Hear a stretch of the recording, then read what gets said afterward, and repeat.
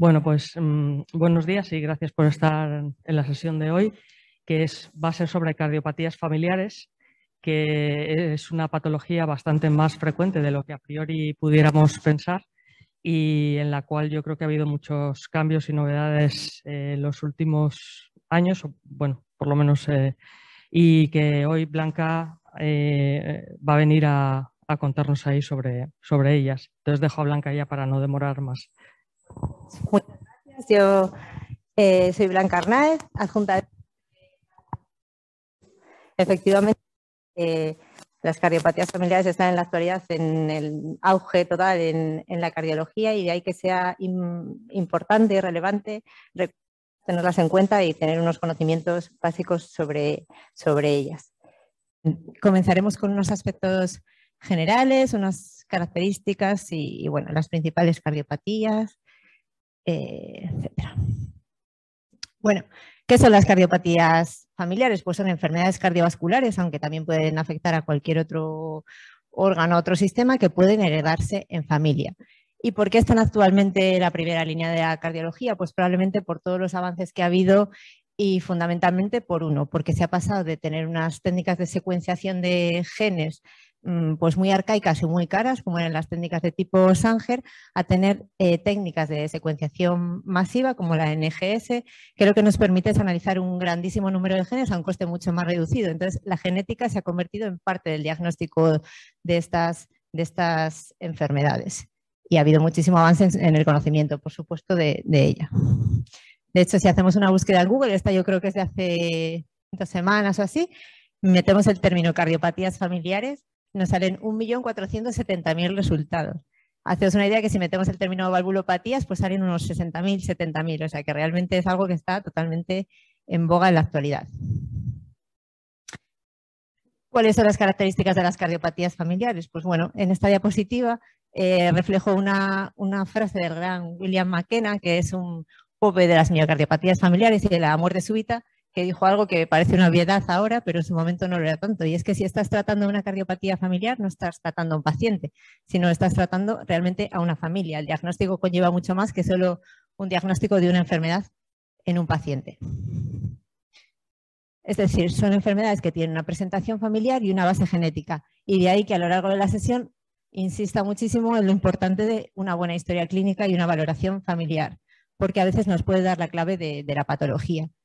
Es fundamental en estas enfermedades hacer árboles genealógicos, que probablemente en el momento no sea cuando viene urgencias o cuando le vemos en una consulta habitual, pero bueno, sí que hay momentos muy específicos en los que una pregunta sobre un antecedente cercano es fundamental. Un chico joven que viene con un síncope a la urgencia no se puede ir, yo creo, sin que le preguntemos si tiene algún antecedente de cardiopatía en la familia. Las herencias pues, son de múltiples tipos, lo más habitual es la autosómica dominante y en el 20-90% de los casos se puede hacer un diagnóstico genético. Esta variabilidad depende muchísimo de qué enfermedad sea. Hay algunas en las que el estudio genético puede ser mucho más rentable y otras en las que lo es mucho menos. ¿Qué nos aporta el estudio genético? Pues nos aporta en algunas de ellas un criterio diagnóstico. Hay genes concretos de patologías concretas como el QT largo, el síndrome de Marfan o la displasia ritmogénica en las que la mutación es patogénica y diagnóstica. Luego nos permite el cribaje en cascada de los familiares, cosa que es muy útil y comentaremos un poquito más adelante, siempre que la mutación sea patogénica. Y en el caso de algunas mutaciones, pues nos aporta también datos pronósticos. Hay mutaciones que se asocian con peor y mejor pronóstico y que nos pueden orientar, por ejemplo, a la indicación de un desfibrilador o no en los pacientes. Y que nos aporta también en otras ocasiones, pues mucha confusión, porque realmente, aunque se haya avanzado muchísimo, el conocimiento es muy parcial todavía a día de hoy y aparecen un montón de variantes de significado incierto que muchas veces, si no están en las manos adecuadas o no se interpretan de forma adecuada, pues nos pueden dar lugar a errores en el diagnóstico y a errores en el manejo de los pacientes. ¿Qué tips básicos recomendaría yo para interpretar un estudio? Pues hay que saber y tener clarísimo que un estudio negativo no nos descarta nunca un origen familiar. No quiere decir que no haya una mutación, no quiere decir que no sea familiar, quiere decir que a día de hoy la mutación aún no es conocida o a lo mejor efectivamente no hay una mutación, pero bueno, como os digo, es algo todavía muy precoz. Hay que tener muchísima precaución con las variantes de significado incierto, por lo que os comentaba, porque las variantes de significado incierto quiere decir que no se sabe si realmente esa variante es patogénica o no, y hay que esperar a un futuro probablemente para saberlo. Entonces no nos permiten el diagnóstico de los familiares y no deben de utilizarse en familias, a no ser que sea para cosegregar, que luego explicaremos un poquito. Y los estudios con mutaciones patogénicas sí que nos sirven para despistaje de familiares en cascada. Es decir, si nosotros detectamos una mutación de una hipertrófica en una familia, se la podemos sacar a los hijos. Si no son portadores, les podemos dar de alta y nos olvidamos. Esta parte me parece muy importante y la he resumido un poquito otra vez en este cuadro. En función del resultado, puede ser negativo del estudio genético, no descarta el origen familiar y hay que hacer siempre un seguimiento clínico a las familias, porque no sabemos si efectivamente es una cosa familiar o no. Las variables de significado incierto, como os decía, pueden servir para cosegregar. Eso quiere decir que hay que hacer un estudio clínico del familiar y en caso de que tuviera patología, sí que se podría sacar esa mutación para ver si efectivamente concuerda, pero tiene que ser muchos casos dentro de la familia para poder cosegregar y para poder posteriormente darla como patogénica. Y si el estudio genético es positivo, pues nos confirma el diagnóstico. En ocasiones, como os he comentado, nos permite definir mejor el riesgo de muerte súbita y nos permite realizar el screening en cascada de los familiares. ¿Qué otras características tienen las cardiopatías familiares? Pues que la presentación es muy heterogénea. Podemos tener una misma patología con fenotipos muy variables. Hay pacientes con una hipertrófica, la gran mayoría que van a hacer una vida normal el resto de su vida, y hay pacientes con una miocardiopatía hipertrófica obstructiva muy severa que tienen que trasplantarse con 3 años. Y eso aporta mucha dificultad diagnóstica y mucha incertidumbre. El pronóstico es complejo. No sabemos cómo va a desarrollarse una mutación o una enfermedad al inicio del diagnóstico. Entonces eso requiere mucha especialización para saberlo. Y luego hay otro problema muy grande, que en general estas miocardiopatías se asocian con muerte súbita y muchas veces muerte súbita en gente muy joven, con las repercusiones que eso tiene a nivel familiar, a nivel social y a todos los niveles. Ahora voy a hacer un pequeño pincelado de las principales miocardiopatías, las que yo creo que son más importantes de conocer, igual las que más fácilmente nos podemos encontrar, y voy a intentar dar unos pequeños tips con un caso como típico para que las podáis recordar un poco más fácilmente. Las principales cardiopatías son las miocardiopatías, las canalopatías, las enfermedades aórticas con componente familiar y algunas enfermedades de depósito. Y bueno, no vamos a hablar de todas porque es que sería infinito, pero he intentado eso, extraer un poco de lo que me parece más relevante. Y empezaríamos con la miocardiopatía hipertrófica, que es la reina de las miocardiopatías, la que primero se conoció uno de los genes causantes, la que está en el germen de las unidades de miocardiopatías familiares. Inicialmente eran enfermedades raras. Y un caso típico podría ser este, ¿no? Un paciente varón de 58 años hipertenso y que viene por un síncope. Viene hipotenso, le escuchas un soplo y tiene este electro. Pues obviamente en ese paciente tienes que tener un poco de cuidado, ¿no? No es un paciente hipertenso sin más, esas 3 negativas no te les da únicamente la hipertensión y bueno, y el síncope siempre es un síntoma que a nadie nos gusta porque puede ser habitualmente nada o puede ser una muerte súbita recuperada. Como sabéis, la miocardiopatía hipertrófica es un aumento del grosor de las fibras miocárdicas que se asocia con disarray, con desorganización y con fibrosis, que está en el germen de las arritmias y de la posibilidad de muerte súbita. Se descubrió por primera vez en el año 58 y en el año 1990 se detectó la primera mutación y fue la primera mutación cardiovascular que se conoció. Existen a día de hoy más de 1000 mutaciones en genes sarcoméricos y se identifican en el 60-70% de los pacientes, un poquito en función de la población y del sitio donde se gestionan los estudios genéticos.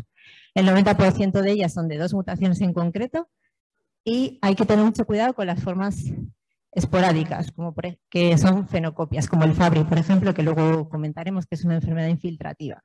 Porque, bueno, muchas veces se diagnostican estas fenocopias en la enfermedad de Fabry en unidades de miocardiopatías familiares como hipertróficas, que en realidad no lo son porque tienen otro origen. Es una enfermedad prevalente, una de cada 500 personas está afectada por una miocardiopatía hipertrófica. En general, el pronóstico es benigno, tiene una penetrancia y una expresibilidad variable. Lo que decíamos, es difícil saber cómo se va a desarrollar, si la va a desarrollar un paciente portador o no. Y normalmente el desarrollo de hipertrofia el mayor desarrollo es en la adolescencia y en la juventud, aunque existen excepciones. Lo más frecuente es que sea autosómica dominante. ¿Y cómo podemos sospechar inicialmente una miocardiopatía hipertrófica? Pues el 90% de ellos tienen alteraciones electrocardiográficas. Y que además una cosa a tener en cuenta, que yo creo que sí que es interesante, es que pueden preceder al desarrollo de hipertrofia del ventrículo izquierdo. Entonces hay que tener mucho cuidado con un paciente que tenga alteraciones eléctricas que nos sugieran una hipertrófica, y aunque tengan procesos ventriculares normales. Se puede sospechar por un soplo de características mesotelesistólicas que aumente con el Valsalva, y también fundamental, como todo el rato a lo largo de la charla, los antecedentes familiares de cardiopatía y de muerte súbita. Los cambios eléctricos más frecuentes son el aumento de la duración de la onda P, las alteraciones de la repolarización, como elevación del segmento ST y ondas T negativas gigantes, por ejemplo, en el caso de la miocardiopatía hipertrófica apical, y las ondas Q patológicas en la cara lateral e inferior. Los voltajes aislados altos nunca son indicativos de miocardiopatía hipertrófica, porque hay muchas otras patologías que lo pueden dar. Como había dicho antes, la mayoría tiene una expectativa de vida normal, pero hay un 1% de incidencia anual de muerte súbita, que es lo que siempre nos da miedo en estas patologías, ¿no? Y la dificultad que conllevan, el detectar qué pacientes van a desarrollar una muerte súbita o tienen mayor riesgo de muerte súbita. Los síntomas los sabéis de sobra, pues son la disnea, el dolor torácico, las palpitaciones, más frecuentes siempre cuando hay obstrucción, y el síncope es el único síntoma que se ha descrito como predictor de muerte súbita. Por eso siempre en estas patologías también el síncope está ahí constantemente, porque se asocia a muerte súbita. Ahora vamos a hablar un poquitín de la miocardiopatía arritmogénica. A ver. Que la miocardiopatía arritmogénica es una sustitución del miocardio por tejido fibroadiposo que facilita la aparición de arritmias y muerte súbita. Es también relativamente prevalente, 1 de cada 3.000 o 1 de cada 5.000 personas. Son mutaciones en proteínas desmosómicas de las uniones celulares y inicialmente se describió en el ventrículo derecho, pero cada vez hay más evidencia de que pues, para nada se estabiliza solo en el ventrículo derecho o afecta solo al ventrículo derecho, sino también al ventrículo izquierdo, o puede haber afectación biventricular. Un caso para que recordéis. Un paciente de 20 años que acude por dolor torácico, tiene una exploración física normal, una analítica con movilización de marcadores de daño miocárdico, y en el electro tiene esto. No sé si se ven bien. Es un electro relativamente normal, pero tiene ahí una onda Q en cara inferior, que para un paciente de 20 años pues no tiene mucha causa aparente. En este caso sería fundamental preguntar por los antecedentes familiares, porque nos pueden dar a pensar en una miocardiopatía arritmogénica. Tenemos muchos casos de un debut de miocardiopatía arritmogénica que se confunde con una miocarditis. Muchas veces en las etapas iniciales de la enfermedad, que además son las más complicadas de diagnosticar por eco, por resto y por el resto de parámetros, debutan con miocarditis, y tenemos muchos pacientes. Yo, por ejemplo, llevo una señora en la consulta que tiene ahora 47 años y a los 30 le hicieron un cateterismo por un dolor torácico con movilización de troponinas coronarias normales, y obviamente no era una miocarditis sin más, era un debut de una displasia. Luego, a raíz de un caso familiar, se le diagnosticó a ella la displasia. Como digo, el diagnóstico es complejo, sobre todo en formas iniciales. La resonancia es una técnica muy útil porque tiene un alto valor predictivo negativo cuando no hay realces, y se solapa, como os comentaba, con otras patologías, como el corazón de atleta, la miocarditis, la sarcoidosis. Entonces, es una patología compleja. Hay muchas mutaciones en el estudio genético de significado incierto, por eso es fundamental cosegregar, lo que comentábamos al principio, y el desfibrilador a priori es la única terapia eficaz. Y lo complicado, como siempre en estos casos, y por lo que precisan una especialización tan importante, es decidir qué paciente va a ser el que se va a beneficiar de ello. La miocardiopatía dilatada familiar. Sería una dilatación o disfunción con un patrón de transmisión hereditario. Es aproximadamente el 30-50% de las miocardiopatías, y existen factores ambientales y epigenéticos que pueden favorecer su desarrollo. Es fundamental siempre, para etiquetarlo de una miocardiopatía dilatada familiar, descartar causas secundarias, la más frecuente una coronariopatía, pero también infecciones, causas autoinmunes.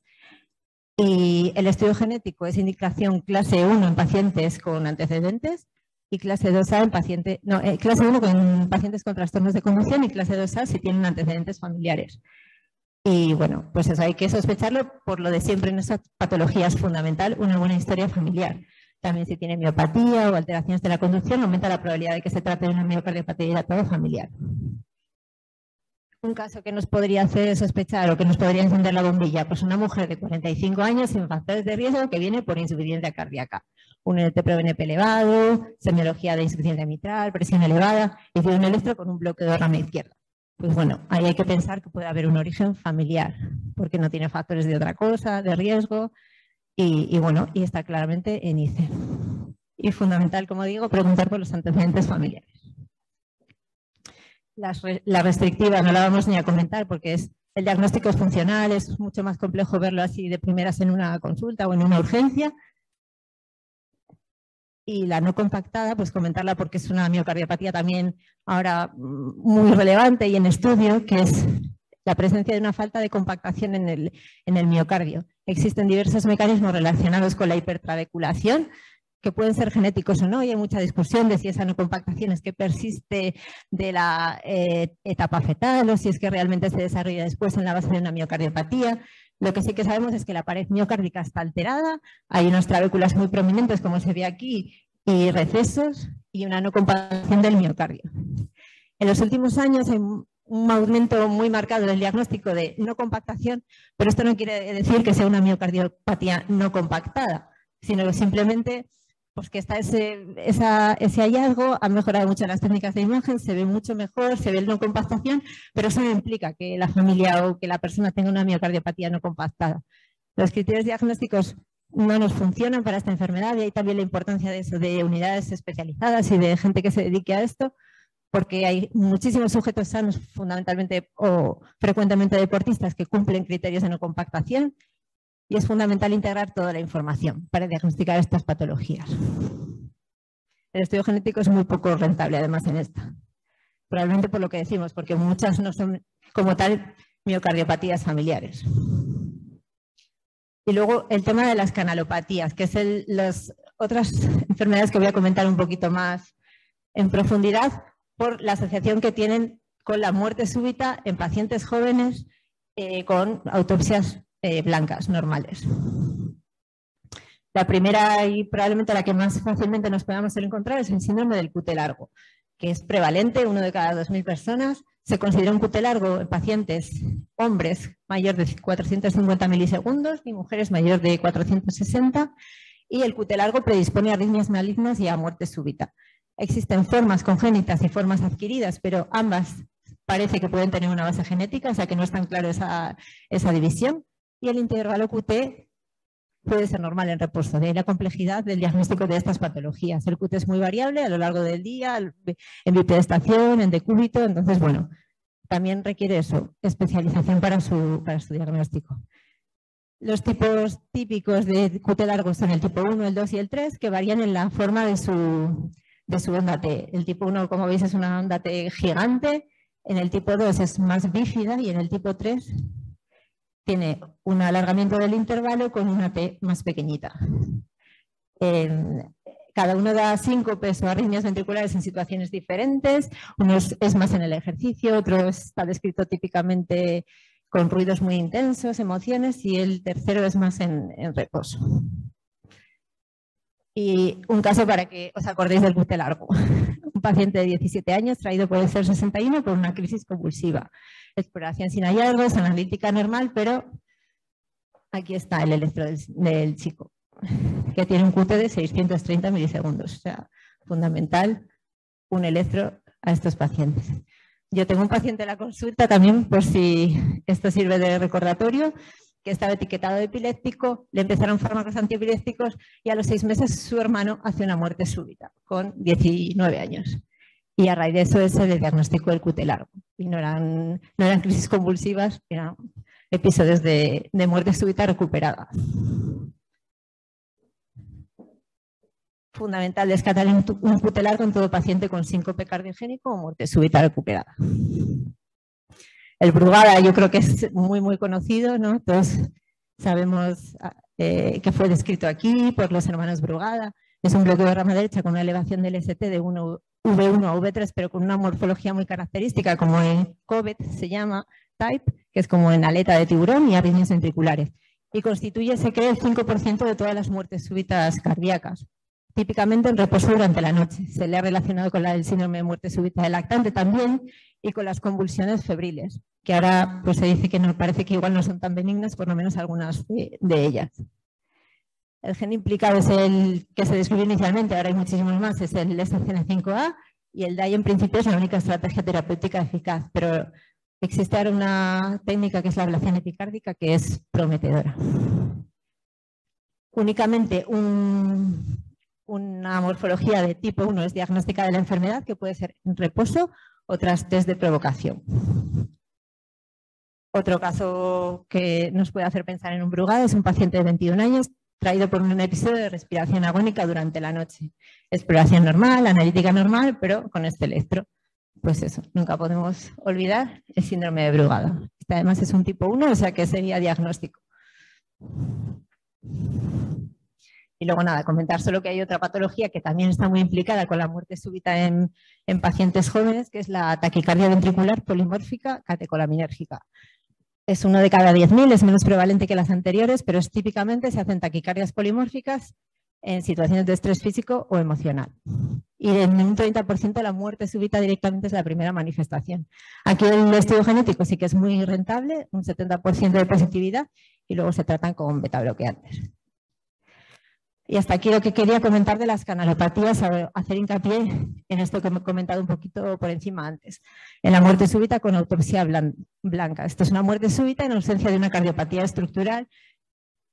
Probablemente se trata de un evento fatal, habitualmente una fibrilación ventricular que afecta a sujetos jóvenes y muchas veces en el contexto de canalopatías, de las enfermedades que hemos comentado hasta ahora. El diagnóstico es complejo por la necesidad de tener un ECG de pacientes que muchas veces son muy jóvenes y nunca se lo han hecho y porque, como decíamos, a veces el QT largo es normal en reposo, pero es fundamental una anamnesis exhaustiva una vez más a la familia y muy detallada. Y aquí sí que nos puede dar algo de luz en ocasiones la autopsia molecular, el estudio genético del fallecido.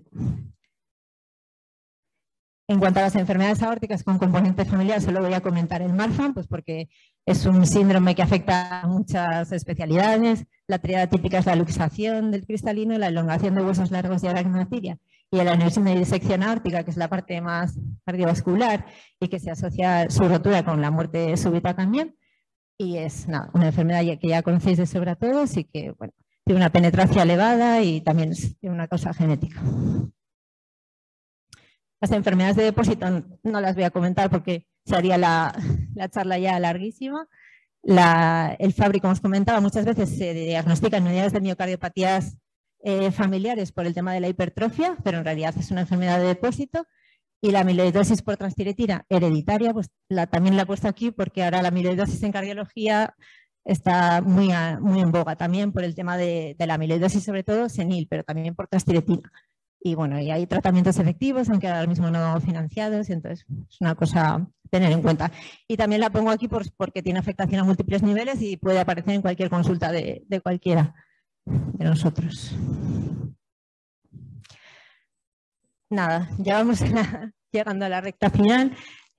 Obviamente, pues lo que hemos dicho, ¿no? Estas enfermedades, el impacto más grande que tienen es que puedan presentar los pacientes un debut como una muerte súbita. Entonces, yo quería hacer un poco de hincapié en la importancia del estudio de la muerte súbita, que no todo es un infarto. La muerte súbita, como sabéis, es un fallecimiento inesperado de causa natural que acontece antes de una hora de inicio de los síntomas. En la mayor parte de las definiciones, la OMS dice 24 horas si no ha sido presenciada.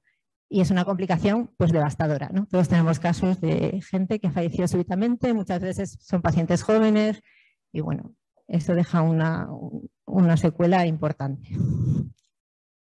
¿Cuándo tenemos que sospechar una muerte súbita por una cardiopatía familiar? Pues esta tabla, es que no sé si se ve bien, es muy interesante. Sobre todo, la muerte súbita cardíaca genética suele concentrarse en los menores de 35-40 años, con el impacto que eso tiene, ¿no? Y ahí veis que muchas de las patologías que hemos comentado están en el origen. La miocardiopatía hipertrófica, el QT largo, la arritmogénica, la taquicardia ventricular catecolaminérgica, el síndrome de Brugada, pues en estos casos fundamentalmente hay que sospechar que hay una causa genética detrás, menores de 35 años. Posteriormente, es verdad que el impacto global en la muerte súbita no es muy alto, pero si fallece una persona de 18 años súbitamente, pues el impacto global yo creo que es muy, muy importante. Y por esto quería hacer un poco esta diapositiva, ¿no? El marco legal de la muerte súbita. No deberíamos nunca, ni porque debemos, ni porque legalmente se puede hacer, firmar un certificado de defunción en un paciente joven que ha fallecido de forma súbita. Debemos siempre avisar al juez de guardia y se debe sospechar y se debe proceder a hacer una autopsia forense. Es verdad que muchas veces se hace simplemente pues, para que la familia descanse, para no retrasar todos los papeleos y los problemas que hay cuando algo así ocurre, pero es que luego a posteriori a nosotros para su estudio nos limita muchísimo. Desconocer la causa de la muerte impide orientar a los familiares adecuadamente, no sabemos si era una hipertrófica, un QT largo, si no sabemos lo que era, imposibilita la realización de estudios genéticos. Sí que se pueden hacer post-mortem, es verdad, si se ha guardado algo de tejido, pero la calidad de los estudios es mucho menor y a veces no se ha guardado tejido, si no se ha hecho una autopsia, o sea que es muy, muy complicado. Este sería un poco el algoritmo, una muerte súbita en un paciente joven y no tan joven, porque a lo mejor un paciente de 55 años sin antecedentes de nada, sin factores de riesgo, pues también debemos estudiarlo, porque luego a la familia vamos a aportar mucha información. Se debería hacer una autopsia forense, ellos recogen, siempre va encaminada a descartar indicios de violencia, ¿no? Pero bueno, ellos también conservan muestras de sangre, hacen un estudio toxicológico y nos pueden ayudar a posteriori a conseguir saber la causa de la muerte. ¿Qué familias tenemos que remitir para screening de una muerte súbita cardíaca? Pues pacientes con miocardiopatías genéticas que se hayan diagnosticado. Por supuesto, pues si se ha hecho todo perfecto, se ha hecho la autopsia, se ha hecho un estudio genético y no sale una mutación, un SCN5A patogénica. Pues a esa familia, por supuesto, hay que verla, ¿no? Las causas de muerte inexplicada, las autopsias blancas o que no tengan una causa muy evidente. Y también las muertes súbitas por disección o rotura de aorta torácica deberían mandarse a las consultas. Se recomienda siempre el screening de familiares de primer grado, pero se puede extender si hay síntomas o hay más antecedentes de muerte súbita en la familia. Y un poco así para terminar ya, que ya sé que es un tema pues complejo, de todo lo que hemos dicho hasta ahora, ¿no? Se saca la idea de que hay que organizar la asistencia a estas cardiopatías, que no es una cosa que se pueda ver en una consulta probablemente normal y de que requieren mucha especialización, mucho estudio, mucho avance. Salen a diario muchísimos protocolos, información, cada vez se conoce más acerca de la genética de estas enfermedades y eso requiere pues cierta especialización y en algunos casos una superespecialización. Los objetivos básicos de estas familias además van más allá de solo ver al paciente, es que tenemos también que asistir a las familias, que darles consejo genético y necesitan muchas veces una atención multidisciplinar que incluye psicólogos y genetistas y muchas especialidades, ¿no? Y como vemos es que no es nada poco prevalente. Se pensaba que sí, pero actualmente sabemos que no. Entonces, existen en España 8 centros CESUR, que son servicios y unidades de referencias del Sistema Nacional de Salud para miocardiopatías familiares. Nosotros, pues sobre todo, tenemos contactos con el Puerta de Hierro y con los de La Coruña, la verdad, que dan cobertura nacional, dan formación, nos proporcionan atención multidisciplinar si es necesario y son muy necesarios. ¿Pero para qué? Para los casos más complejos probablemente, o a lo mejor para un primer diagnóstico en casos que no están claros, pero no hay un número suficiente para las necesidades que las cardiopatías familiares generan a día de hoy, ¿no? La mayoría de los hospitales no deben ni necesitan centros súper especializados porque no van a tener el volumen de pacientes como para ver casos tan complejos y si los tienen, pues es mucho más coste efectivo derivarlos, ¿no? Pero sí que es necesaria la creación de unidades de cardiopatías y consultas monográficas por todo lo que hemos descrito, porque son patologías difíciles de diagnosticar, con pronósticos variables y, bueno, requieren especialización. Anteriormente se pensaba que es que solo se podía ver a estos pacientes en ese tipo de unidades porque parecía que iban a ser las únicas capaces de cumplir los estándares, pero bueno, en el presente no está muy claro, pero cada vez se va más hacia una asistencia radial, ¿no? atención en esos sitios de los casos más complejos, cuando no tenemos claro un diagnóstico, cuando no tenemos claro una indicación de un desfibrilador o de un tratamiento, pero bueno, se remitirían a ese centro y luego volverían a su centro de referencia. Y la mayor parte de los casos probablemente se puedan llevar en un centro de referencia sin ningún tipo de problema. Muchísimas, por ejemplo, miocardiopatías hipertróficas, que como hemos dicho, pues muchas son leves y no van a poner en riesgo la vida del paciente, ¿no? Entonces, aquí en nuestra área, ¿qué sería lo ideal? Pues lo ideal sería una consulta monográfica. ¿Y por qué? Pues porque llevamos viendo esta patología mucho tiempo, tenemos mucho interés en ella, yo cuando llegué, vamos, no había visto pedir un estudio genético nunca y aquí ya se pedían, o sea que realmente hay un interés y hay una formación y tenemos la consulta, tenemos los medios para acceder a las pruebas diagnósticas básicas, la ecografía, la resonancia. Con los compañeros de urgencias monitorizamos a los pacientes, les hacemos test de provocación, hacemos pruebas de esfuerzo y necesitaríamos probablemente pues, una enfermera que se implique en la ayuda con las familias, ¿no? En ser el nexo de unión con las familias y dar cercanía al paciente porque necesitan ser consultas muy accesibles. Y un poquito esto era lo que quería contar. Si os tenéis que quedar con algo de esta charla, es que mucho cuidado con el síncope, fundamental preguntar antecedentes familiares a los pacientes siempre y más síncopes en gente joven y bueno, y que los infartos con 35 años son muy raros. O sea, que no, típica muerte antecedente familiar de infarto en una persona de 35 años, pues muchas veces están detrás este tipo de patologías. Eso. Muchas gracias a todos. No sé si queréis hacer alguna pregunta. Y bueno, que es un tema que yo creo que a veces hemos minimizado o hemos, sí, yo creo que minimizado, ¿no? Había mucho desconocimiento hasta ahora, pero está produciéndose un vuelco de información y eso, y esclareciéndose muchos casos que antes no se sabía, muerte sin causa, pero muchas veces están estas patologías detrás y yo creo que es súper importante tenerlas en cuenta. Y la importancia de en el momento justo preguntar a un chico, oye, ¿y en tu familia alguien? Porque eso lo puede cambiar el pronóstico y la vida al final.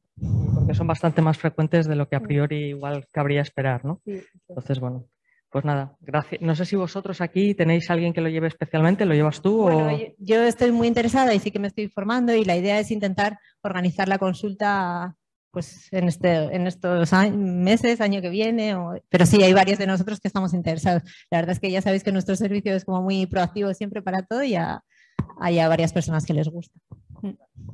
Pues nada, gracias. Y os recuerdo que ahí afuera las firmas o la encuesta de satisfacción esta que rellenamos para la acreditación de la sesión.